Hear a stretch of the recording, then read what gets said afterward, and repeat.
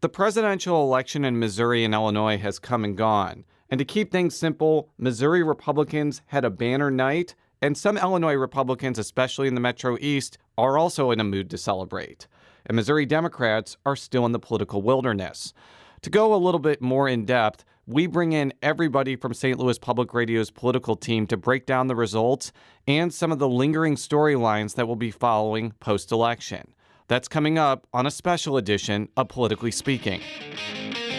This is the Politically Speaking podcast, the definitive show about Missouri politics. It's a little complicated in Bolivar because there is a Parsons family there. But we also knew that it was important to make sure that we got to where we needed to go. You know, if you walk in a room and you're getting ready to make a decision and everybody in the room looks like you need to stop. And right now what happens in the United States Senate is as critical as anywhere else in the country. I really want the state to succeed. Well, we want everybody to know that we're all working together. I just worked hard to try to build my name where I didn't have the money.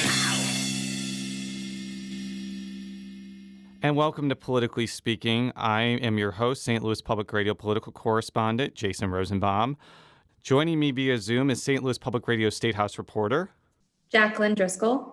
And joining us is St. Louis Public Radio's Rolla reporter, Jonathan Ahl.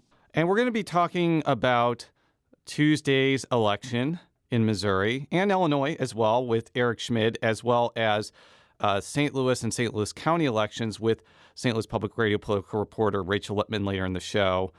And Jonathan, we wanted to bring you in because you were at the Missouri Republican extravaganza in Springfield, where Missouri Republicans won a resounding victory across the board. What did you see? What did you find out? What should we know? Well, I think that the level of confidence was so high, but it was kind of a quiet confidence because, I've made the analogy. It was more like going to a birthday party or an anniversary celebration because, everybody knew that the guest of honor would arrive and everybody would be happy and then it would be over and they'd go home. So it was kind of unique in that way that it felt like there was no suspense at all. It felt like that crew felt very confident that Governor Parson was going to win and that the rest of the statewide ticket would prevail as well. In the times of COVID, it was a little bit of a different election night than the many I've been to before, in that, there was a fair amount of attempts at social distancing. The number of people allowed in the room was kept at a certain number to comply with county regulations. I mean, to the point where they were counting the number of people in the room, and if there were too many, they wouldn't let more people in, and if you left to go to the restroom or something and tried to come back, they'd hold it off. And the people who weren't eating and drinking, most of them were wearing masks, although that did kind of lessen throughout the night and all the way. And by the time Governor Parson came out to speak, it was pretty much business as usual in a regular election party. But, it was definitely a very, very confident group of people. Basically, because President Trump won Missouri by over 15 points, that meant that, or it certainly contributed to the fact that Governor Parson beat State Auditor Nicole Galloway by 17. All the GOP statewide officials, so Lieutenant Governor Mike Kehoe, State Treasurer Scott Fitzpatrick, Attorney General Eric Schmidt, and Secretary of State Jay Ashcroft, all won by high double digits. You had situations where Congresswoman Ann Wagner, who was seen as vulnerable in the 2nd Congressional District, won over Democratic State Senator Jill Shoup. And even Amendment 3, which repeals the clean Missouri redistricting system, and had basically had a very minimal yes campaign, ended up passing, even though there was a vigorous no campaign. And I think a lot of it has to do with the fact that rural Missouri just turned out like crazy for Republicans. Jonathan, was that your observation as well, that the Democrats just are completely in the wilderness in outstate Missouri? Well, in the wilderness, I think it depends on what their goal is. If their goal is to get elected to office by trying to convert the people in rural Missouri to their core platform and what they want, then yeah, that's clearly not working. The other thing that they could be attempting to do that they're not is trying to meet meet rural voters where they are, and they're not doing that either. So maybe they are in the wilderness. But I think it really, I think it's easy to just say that the Democratic Party's a mess in Missouri, but I think that more specifically, there's a push-pull between what is it that they want to do to get a wider base, and if it's if they're going to go after rural voters and try to swing them to get excited about the same message they're giving to urban voters, I don't think that's going to work. And if you look back at successful statewide Democrats in the past, be it Nixon or Carnahan or McCaskill, those were all people that were more moderate and kind of found that middle ground so that they could at least appeal to rural voters. And that doesn't seem to be happening. It seemed like the push was, hey, rural people, get excited about the same things that we're excited about in the urban areas from the Democratic side of the ticket. And I don't think it really worked. One thing that I did notice pretty quickly as Governor Mike Parson was giving his victory speech was the fact that he stayed completely away from the topic of coronavirus. We saw that this was something that his opponent, Auditor Nicole Galloway, hit hard on the campaign trail. She mentioned it again. That was a shining theme throughout her concession speech. I'm interested to try to understand about the party with milling amongst the crowd. Was there any conversation about the coronavirus, or did that kind of seem like something that was taken and put on a shelf, other than some of the the restrictions you saw in place at the event? I mean, I think that in general, rural Missourians are more of a mind that the coronavirus is not as big a deal in rural areas as it is in urban. That's what they believe. Whether that's true or not, I suppose that's debatable. But I think they like the idea of making it personal responsibility. They like Mike Parson's approach to it. So in that respect, yeah, they put it on the shelf because, yes, it's a problem. Yes, people are working on it. Yes, you have, the ability to wear a mask or to not go out if you don't want to. But if you don't want to, you don't have to. I think, Mike Parson's line that he used a number of times is don't live in fear, but live in concern, is generally the way that rural people like to look at this. They're like, okay, well, I'll be concerned about it, but I'm still going to do whatever I want to do as long as I'm comfortable doing it. And I think that was never really, Galloway's two big issues that I heard a lot about were, Parsons handling the pandemic and a lack of, Medicaid expansion. And those two things just did not resonate in rural areas at all.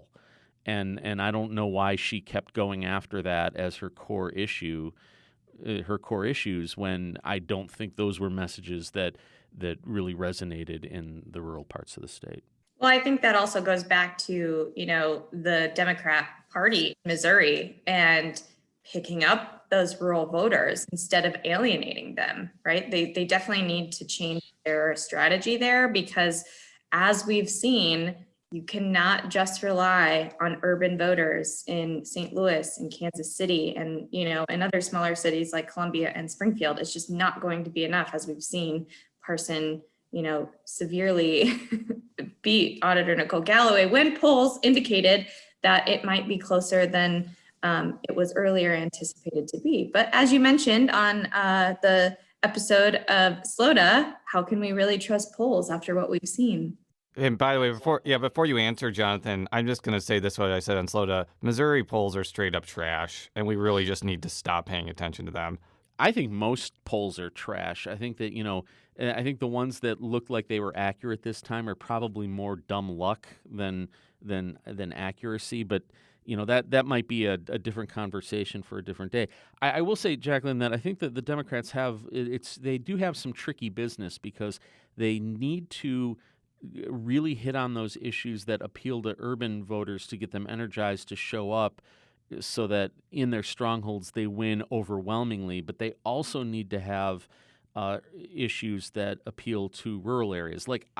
For example, what if Nicole Galloway had made a bigger deal of, hey, Mike Parson makes all of this hey, about wanting decisions to be local and make everything local. Well, he didn't feel that way about large livestock operations. And the number of anti-large livestock operation people, which, by the way, crosses party lines in a lot of ways, that could have been a group that she could have appealed to and tried to make some noise about in rural areas. Or what if she just held press events on the front lawn of every hospital that had closed in rural Missouri in the last 10 years? That would have been another thing, and that is another issue that is important to rural voters that does kind of cross that political divide. So there were ways, but then, I'm not a campaign manager, so I don't even know if this is possible to successfully run where you're giving one message to one group of people and another message to another. But I certainly know that her messages in rural areas did not resonate, and yes, we have 20/20 hindsight to say that no, they did not. Definitely. And I'll be interested to see, since Missouri has increasingly grown so much more conservative, particularly, in the past couple of elections, how these conservative voters turn out for another election when someone like Donald Trump is no longer on the ticket. I think that's going to be really interesting to see, because people, like him or not, are really energized. He's really tapped into a very specific base. And I mean, as we're taping right now, we still don't know the outcome of the election. And as we've mentioned, polls are trash, but it indicated that it was going to be an easy victory for Biden. And I'll just be interested to see what 2024 brings when President Donald Trump is no longer on the ticket. Yeah, especially because one of the things I thought was very telling 2 years ago was when, in the McCaskill-Hawley race, immigration was a huge issue in that race. And Hawley's point of view was build a wall and get rid of all undocumented people in the United States. McCaskill's point of view is, look, we need to have better border security. In some places it's a wall, in some places it's drones, in some places it's more staff, in some places, so she said, I want to talk to the border agents and come up with a comprehensive way to strengthen our borders while we also talk about she had this very nuanced, moderate position, and Missouri didn't want to hear it. They definitely went with Josh Hawley's point of view on that. So I think the state is going much more conservative in that direction. And how much of that is at the top of the ticket and how much of it is just the innate qualities of the state as a whole is difficult to tell. Well, Jonathan, thank you for joining us and providing your firsthand look at Parson-Palooza in Springfield. Welcome. We'll be taking a quick break, and then Jacqueline will be talking with St. Louis Public Radio Metro East reporter Eric Schmid about the Metro East elections.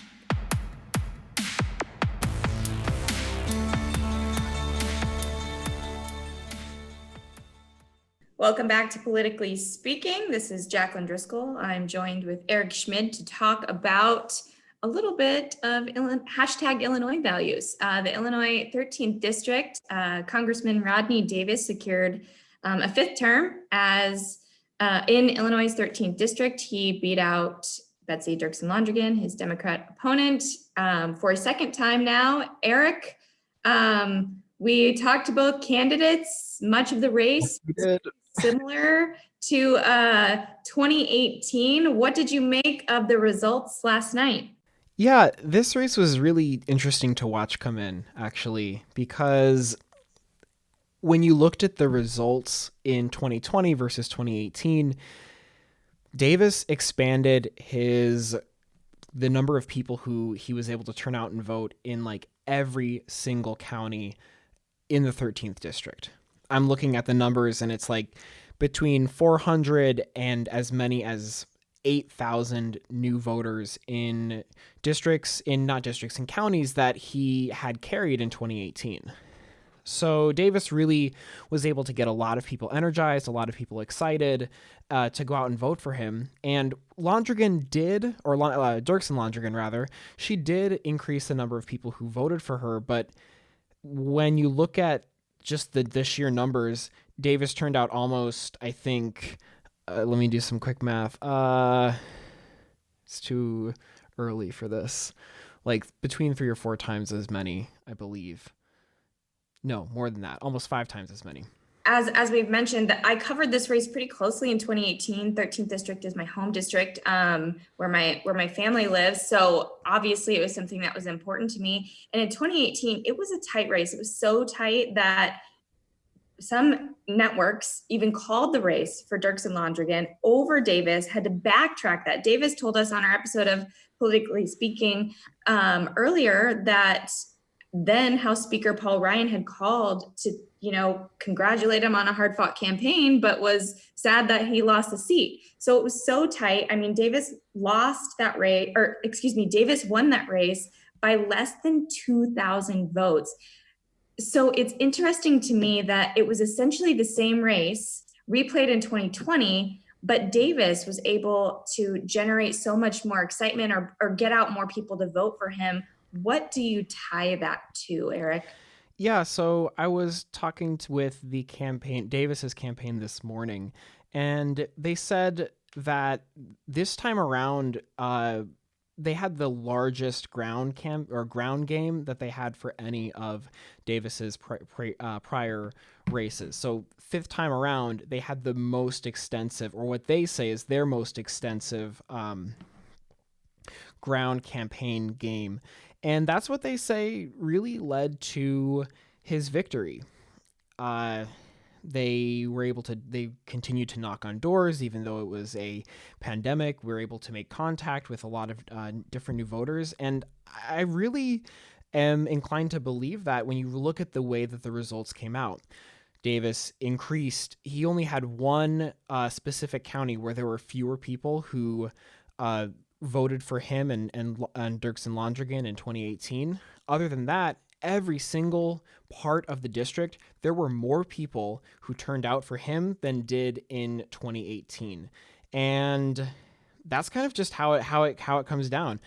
As we said as you probably heard on the podcast, if you listened to it, Davis was really excited about this race. He said he was energized. He said he was really excited to get in the fight, to really push for what he saw as what he could offer the residents of his district. And that comes out with more people voting for him. I think it also, you can take a look and say kind of similar things in terms of rural areas of Illinois versus rural areas of Missouri, what we were just talking about with Jonathan.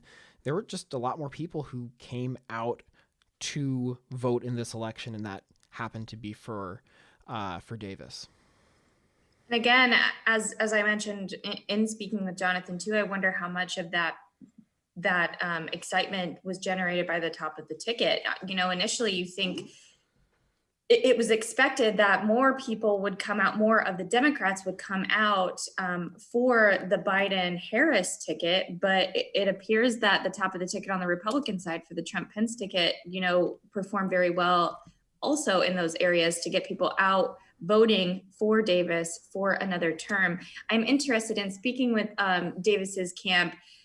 Obviously, we've all listened to this race now 2 times play out in front of our eyes, and healthcare was so important. This was something that Dirksen Londrigan hit hard, saying that Congressman Rodney Davis was supporting, removing protections for pre-existing conditions in a new national healthcare plan.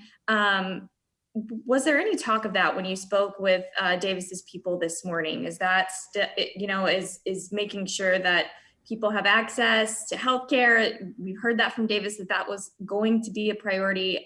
Did they say anything about that this morning, since it was such, a strong message on the campaign? We didn't touch on that this morning, but Davis did include that in part of a victory speech he gave last night when the AP had first called the race for him.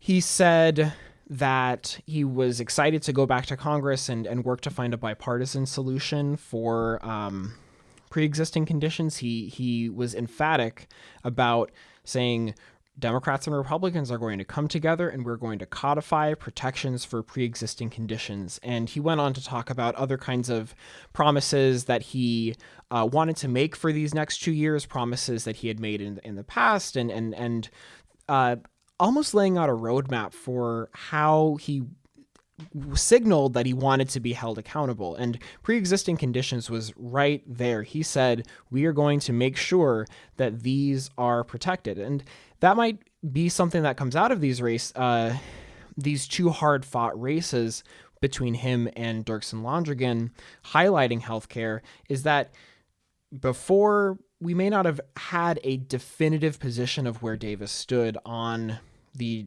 issue of pre-existing conditions, but now he has signaled where he stands, and I think that's really important to note, especially as we see how this plays out over the next couple years. Will he live up to these declarations that he's going to get pre-existing conditions protected, or is that just a something that he has said in the moment? That's something that we'll have to look for. And I guess the other thing I would add is he thanked Londrigan in his victory speech, saying that the campaign against her 2 times around he liked the grittiness, the hardness of the race. I think that he was trying to signal that it would make it so Central Illinoisans were really represented by somebody who had their interests and their values at heart. Taking it back to 2018, one of the big factors against Congressman Rodney Davis that his opponents were hitting was he wasn't holding town halls. He wasn't coming and talking to his voters. And that was something that a lot of people in the 13th district wanted. And that was something that worked against him in 2018. Now, in the era of the coronavirus, although we did have a strong ground game, we also just didn't see campaigning in the way that we normally did. And Dirksen Londrigan, her campaign obviously was hit by the coronavirus in their ground game. We saw nationally Democrats were much more reluctant to get out and hold these larger rallies or town halls or speak to voters in large gatherings. So I would also anticipate that did affect Dirksen Londrigan's campaign. Any other takeaways you have as another election cycle comes to a close for the Illinois 13th? I think that it's going to be really important to see how the state does redistricting. As far as I know, the state legislature is what is able to determine the congressional districts once we get the results back from the census. It'll be really important to see how does the Illinois state legislature handle Southern Illinois districts. Are they going to reorient them in a way that would bolster the kind of support that Davis already sees in his district? Are they going to make it harder for him to be able to secure a victory in the future just based off of which parts of the state are included or are not included? I think that's going to be really important to look out for as we move forward, because that's how 2022 is going to play out. Illinois 13th, this is the last time that the Illinois 13th district will look the way it does, and it's going to change, and that may have an effect on the margins of victory in the future. It might make it easier for Davis to win. It might really make it a lot harder for him to win. We'll just have to see what those areas look like. And we'll be right back after this short break. Jason Rosenbaum will be talking with St. Louis political reporter Rachel Lippman about the results in St. Louis and St. Louis County.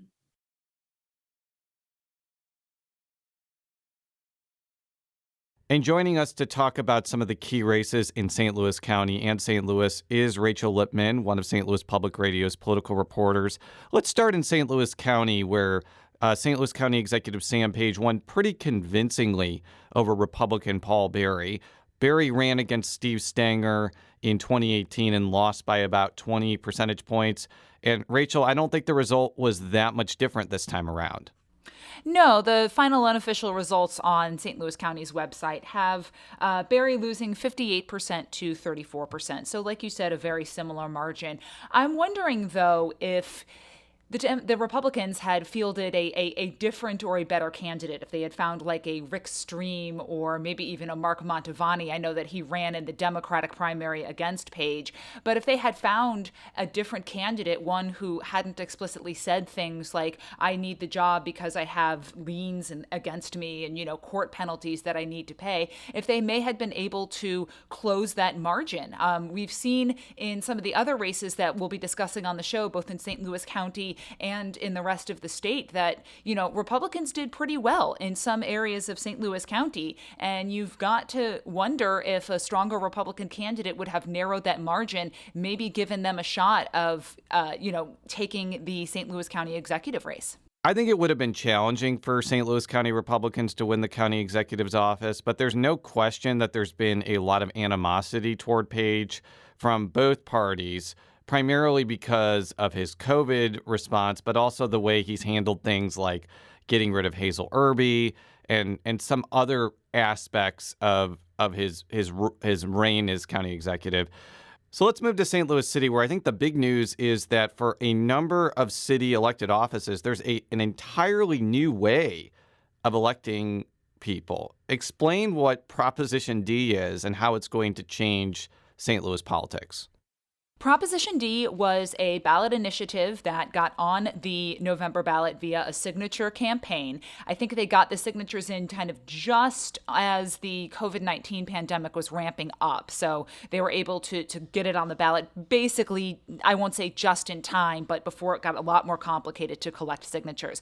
And what it does is it takes the offices of mayor, comptroller, board president, and members of the board of aldermen and makes them into nonpartisan offices. So people who want to run for office will run without party labels, Republican, Democratic, Green, Constitutional, etc. None of them will have party labels. There'll be nothing like an independent candidate, just nonpartisan, straight up. There will still be a March primary and an April general, but the March primary will feature what is known as approval voting, where voters can cast a ballot for as many candidates as they want. They can say, I like all 7 that are on the ballot, hypothetically speaking. They can say, I like 5 of the 7, 1 of the 7, none of the 7, whatever. The top 2 vote getters in that March primary advance to the April general election. What supporters of Proposition D said this would do is it would make candidates have to get a broad base of support in order to win. Because the city is so heavily Democratic, everything gets decided mostly in the primaries. And if you have 7, 8, 9, 10 candidates running, which is not unheard of, especially for seats like mayor, people can get 32, 33, 34, 35% of the vote and basically win because there's no competitive general election. And by forcing this to go to a second round and, sort of have a true one-on-one race, basically they're saying that it requires and forces candidates to get a broader coalition of support. The reason this only applies to those 4 races is because the way that county offices are elected, so this is circuit attorney, treasurer, revenue collector, all of those races that are, because St. Louis is a county as well as a city, is those are set by either the charter or state law, the way those elections are conducted. How do you think this is going to affect the mayor's race? And I also want to bring up a scenario that former Alderman Antonio French brought up, that approval voting may actually incentivize like a candidate like Krewson telling all of her voters to vote for her and Jimmy Matthews, a perennial candidate, so that the top 2 people are Lyda Krewson and Jimmy Matthews, and she basically wins by default. How are some of these dynamics going to play in next year? Well, if you listen to the detractors of Proposition D, and there were many of them at the Board of Aldermen, for example, they saw this as being something that was tailor-made for Tishaura Jones to get a one-on-one shot and to get elected. But strategic voting is not out of the question when you have an approval voting system. In fact, as I was researching Proposition D, a couple of the experts that I spoke to said, yes, that is something that candidates can do. They said individual voters don't have a lot of incentive to vote strategically. For them, it's just, I'm going to go in and I'm going to cast a ballot for who I want to, and I understand approval voting. But yes, campaigns themselves absolutely do have an incentive to encourage voting for your candidate and then endorsing a cupcake or a pushover candidate to also get into that second round. Before I let you go, give me a sense of what happened with the residency ballot item. So residency did not even break 50%, and it would have required 60%. So this was actually quite a defeat for the effort to lift the residency requirement permanently for all city employees. State law change has given some public safety employees like police officers, firefighters, etc., the right to move out or to live outside of the city for 3 years. If you're hired after 3 years, you have to live for 7. I will be curious to see if there are any legal challenges filed to this, because it does set up an unequal system between certain classes of employees. But one of my favorite kind of nerdy St. Louis political, legal, whatever question things is that there have been court rulings both ways on whether city law or city charter or state law trumps, and the city has successfully argued both sides of those issues. So as they stay in the business, stay tuned. Thank you, Rachel. We'll be right back after this quick break. And before we depart on this very energetic Wednesday after an election, I want to give Jacqueline, Jonathan, and Eric kind of a few moments to give their final thoughts about this historic election cycle. Jonathan, what did we learn here? Maybe it's just where I am physically, but I think that this is as if we didn't have enough. What we saw was absolute, concrete, stone-cold, definitive proof that the Democratic Party needs to figure out a way to engage rural voters if they're going to be anything other than an afterthought in this state. Eric. I think one of the biggest stories from this election, and we'll continue to see this, is early voting, mail-in voting, in-person early voting, and the ways in which voters want to engage in future elections, whether or not voters in Illinois, where it was really easy to get a mail-in ballot, versus Missouri, whether voters are going to gravitate towards that option in the future, or whether this was a one-off just because of the constraints of the coronavirus pandemic. Jacqueline, what are your final thoughts about this crazy Missouri and Illinois election cycle? You know, I would like to leave it at simply, my thoughts are I'm really glad it's over. But it was really contentious. But for all of that being said, and how excited I am to see, you know, our country kind of regain some sense of normalcy, I was really energized to see the turnout of people voting in this election, not just in Missouri, not just in Illinois, but across the country. Obviously, Democrats were boasting about massive, you know, cash advances and how they had the opportunities to flip seats in states like Texas and in Georgia and possibly win those states. So Democrats were energized, but also, as we are seeing, as we are still counting the votes with this record number of turnout, Republicans were energized too. So for all the bad things you can say about this election cycle, it did turn out a lot of people to vote. And, you know, that makes me hopeful for the future. I think Missouri Democrats have, to say that they have a lot of work to do would be an understatement. They've had a lot of work to do now for 2 straight election cycles where they've just been completely decimated. And as Jonathan mentioned, they cannot continue on a pathway where they continue to just see rural voters as an unnecessary part of their coalition, because the math does not work for them to win statewide elections if they're only going to be winning big margins in St. Louis County, and Kansas City, and to some extent Boone County. That doesn't even get into the part about how they're not doing very well in conservative suburbs like St. Charles County and Jefferson County. Buchanan County is not a suburb, but is an exurb. They used to do good in Buchanan County. They are doing miserably now. A lot of this has to do with Trump. And as you mentioned, Jacqueline, I'm interested to see if the state kind of reverts back to 2008, 2012 levels when Trump is off the presidential ballot. But they need more than just Trump to be gone. They have to build an organization, and they have to actually talk with voters in rural Missouri and exurban Missouri too, ask them about what the issues that they want are, and not just try to confine their candidates into some broad issue box that they think is going to hit the right marks. Because this has not worked in 2008. It did not work in 2016. It did not work in 2014, by the way, which was not a major election year, but, you know, Republicans won that too. There's probably a lot of soul searching among Missouri Democrats and a lot of elation among Missouri Republicans, right? Excuse me. There's probably a lot of soul searching going on among Missouri Democrats and a lot of elation with Missouri Republicans, and we'll be talking more about that in the weeks and months ahead. I just want to thank all of you, as well as Rachel Lippman, as well as our editor, Fred Ehrlich, for really bringing this election coverage together. This was a true team effort to do what we do as journalists and try to inform the public about the issues and people that affect their government and their lives. It couldn't have done it with a greater group of people. And I'm glad that we could include all of them in one podcast. So for all of our stories, stlpublicradio.org. Follow me on Twitter at Jay Rosenbaum. Jonathan, how can people follow you on Twitter? They can follow me at Jonathan All. Eric, how can people follow you on Twitter? They can follow me at Eric D. Schmid, and that's SCHMID, and there's no T there. Important distinction. Jacqueline, how can people follow you on Twitter? Driscoll NPR. You can follow Rachel on Twitter at R. Lippman.